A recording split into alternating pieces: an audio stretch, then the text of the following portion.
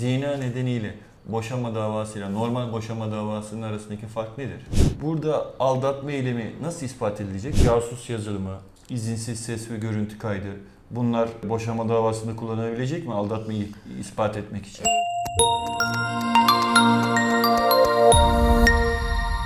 Bir hafta aradan sonra Melek Hanım'la yeni bir konuyla karşınızdayız. Bu hafta zina nedeniyle boşanma davasını konuşacağız. Merhaba Melek Hanım, hoş Merhabalar, geldiniz. hoş buldum.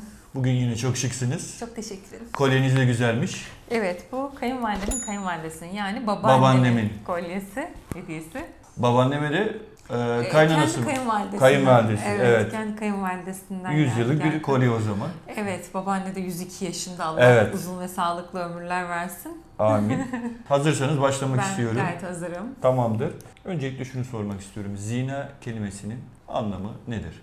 Zina, evli erkek ya da kadının üçüncü bir şahısla cinsel ilişkiye girmesi sonucunda meydana gelen durumdur. Anladım. Peki zina nedeniyle boşanma davasıyla normal boşanma davasının arasındaki fark nedir?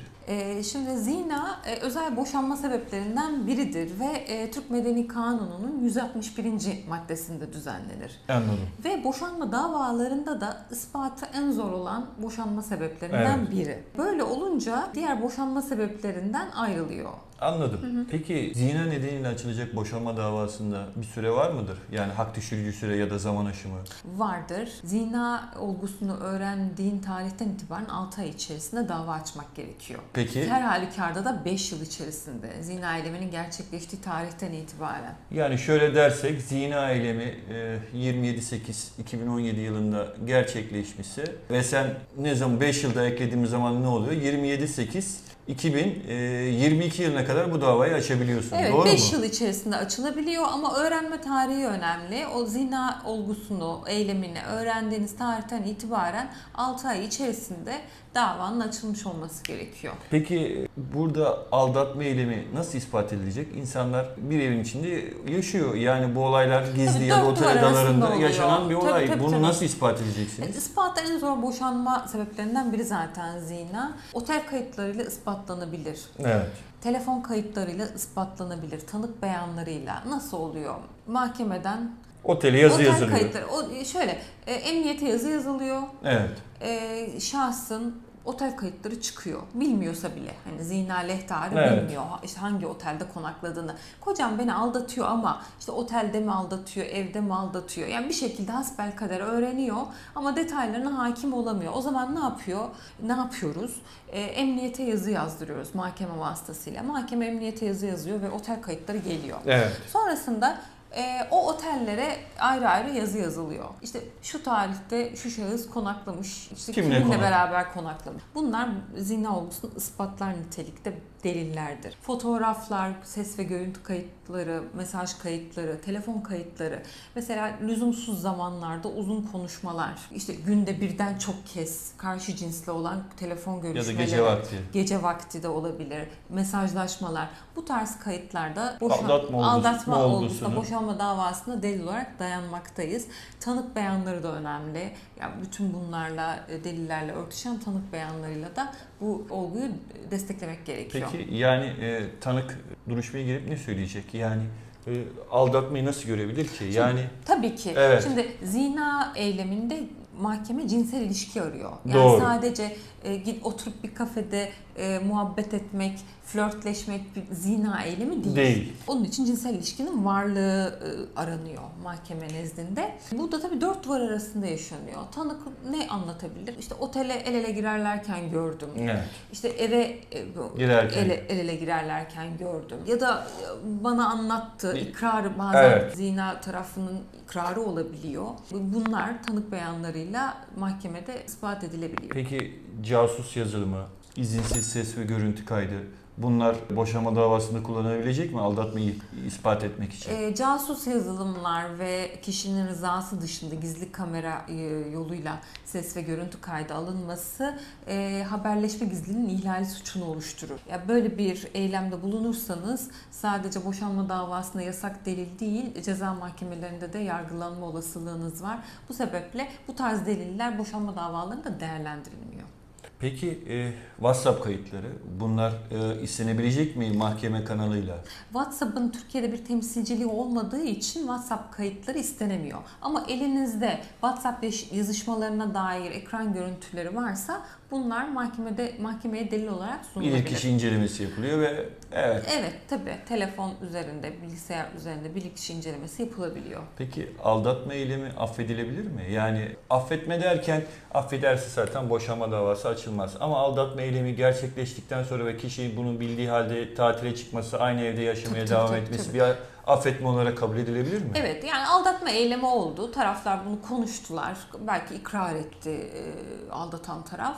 Sonra tarafların evlilik birliğine devam etmiş olmaları mahkemece af niteliğinde kabul edilir ve boşanma davası zina sebebiyle açılmışsa reddedilir. Reddedilir, doğru Evet. değil mi? Yani bu işte peki affa neler, hani hangi eylemleri tarafların affa girebilir? Birlikte tatile çıkmış olmaları, evlilik birliğine aynen devam etmiş olmaları, ya kendi aralarında cinsel ilişkinin kurulması, bunlar af kapsamında değerlendirilir. Peki zina nedeniyle boşanma davasını kazandık. Mal rejiminin tasfiyesine geldik. Burada diğer davalara, yani diğer çeşit boşanma davalarına göre bir farklılık var mı? Tabii mahkeme hakiminin burada takdir yetkisi var. Zina lehtarı lehine mal rejiminin tasfiyesine konu malların orada katılma alacağını zina lehtarı lehine arttırabilir. Anladım. Yani genellikle nedir? %50 paylaşılır eşler Evet. arasında. Bu %50 oranı, zina lehtarının %50 oranını Yükseltebilir. Evet. Buradaki 3 bölü 2 kriterler olabilir mesela. olabilir tabii ki. Ya da durum çok ağırsa, şeyse belki Tamamı tamam. da biz açarken nasıl açıyoruz? %100'e kadar takdir yetkisini Evet. kullanması yönünde talepte bulunuyoruz. Tamamına kadar yükseltebilir. Burada hakimin dikkat alacak kriterler neler?